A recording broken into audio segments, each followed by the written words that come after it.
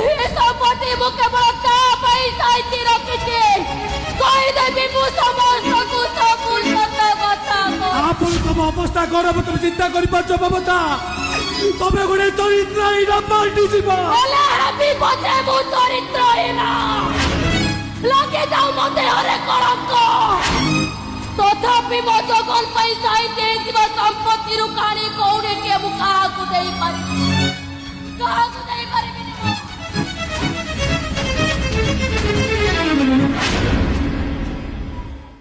ସତରେ ତୋର ଜଗନ ବୋଲି ଗୋଟେ ପୁଅ ଥିଲା।